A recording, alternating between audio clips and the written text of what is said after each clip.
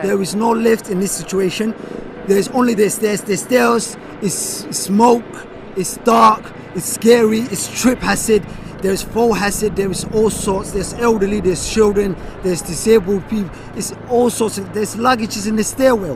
Right. You know, even some of the stairwell, some lights were not working. So it was so dark in there. It's incredible. It's incredible we survived. So many people were left inside. We had so many relatives and families and friends that called and said, we are still trapped in. Let the fire services know that we are still here. We are trapped. There's a kid that called and said he was trapped in his room. So it's a very horrible situation.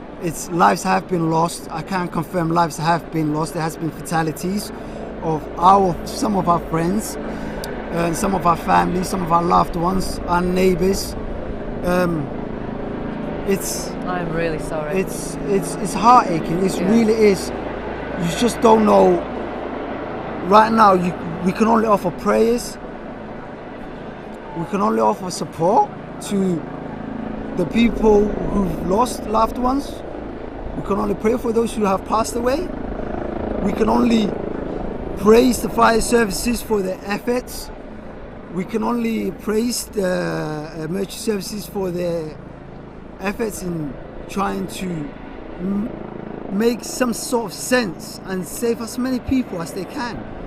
This was really horrific. There's people who were jumping out of the plane. There's a man who threw two of his children. You know, two of his children. Come on, man. There is a recurring theme here. People didn't hear a fire alarm. Now that we're knowing that there are definitely fatalities, there are families crying.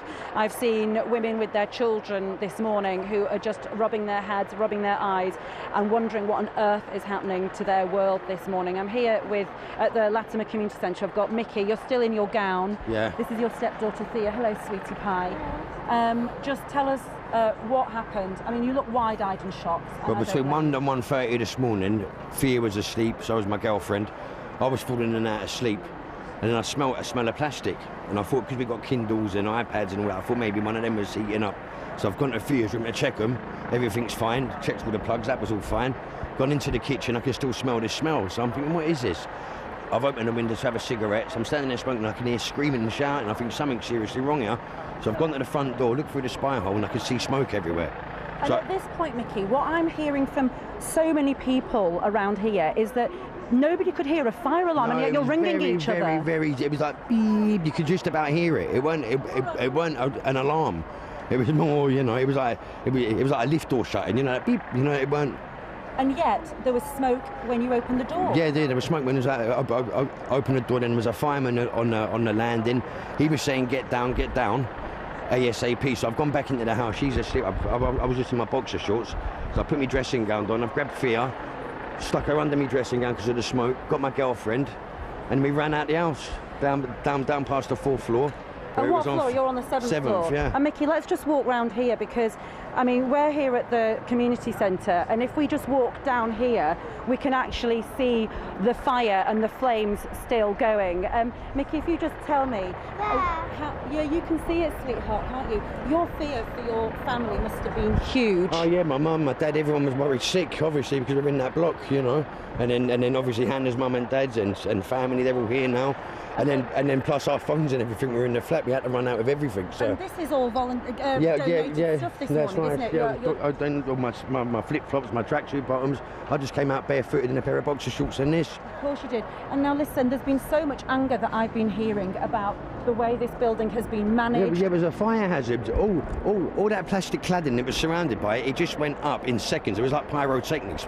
By the time we got down from the 7th floor, and then we was outside looking up, it was like second by second. It was just caked in it. You know, there weren't no retardant in the building. There weren't no.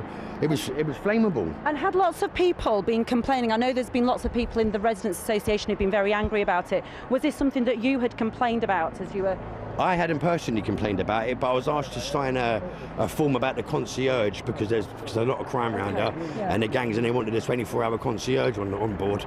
It was going to cost X amount of money each. But about the fire safety here, because there has been a fire before, hasn't there? I don't know. I've only been here a year. Oh, really? I've only been here a year, but I was told from the day I moved in here, if there ever was a fire, stay in the building, because it's fireproof for up to an hour, stick a towel down by the door and then you'll be rescued.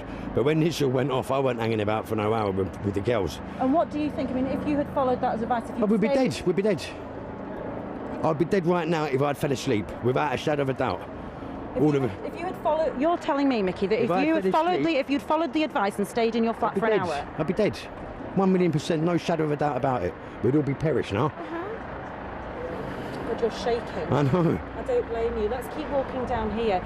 I mean, obviously the fire brigade, I'm hoping you've heard this already, I've said that there have been some fatalities in there. 100%, there's got to be fatalities in there. And then I've just heard that the stairwell, the fire escape, that caught light as well.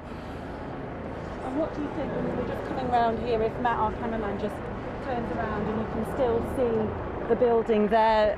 This is your home, Mickey. This is where you live. That's us on the right-hand side, on the corner. You're on the right-hand side of that building, right in the corner. Yeah, 7 floors up, ruined, everything gone. That's all your livelihood. Everything, all my work stuff, everything, with phones, jewellery, all her clothes, everything is gone. The thing is, Mickey, I suppose right now you must be clinging on to her for dear life, thinking, thank God you're one of the lucky ones. Oh, she's so special to me as well. You know, if anything happened to her and I'd fell asleep, God, I'm just praising the Lord that I was awake. And what's going to happen now? Have you heard anything from the council, or you're homeless now? Come to these centres. There's centres set up all over Ladbroke Grove now for the residents to go to, and then they're going to get a temporary accommodation, and there's handouts of clothes and whatnot. You know, because I mean, it's just so fresh. We're just waiting now to see what they're going to do about that temporary accommodation. And do you think there's been enough communication from the council? I mean, this has been going on since 1 o'clock in the middle of the night. It's now 9 o'clock in the morning. Yeah, no, it ain't been fantastic. It ain't been fantastic communication. It was like every man for himself for the first 5-6 hours. Was it? Yeah. What are you feeling right now? I mean, what is going through your mind? Happened in the last 8 hours? I'm obviously joyful because my loved ones are alive, but I'm obviously heartbroken for all the people that have perished, and I know they have. Because I was looking up at the windows.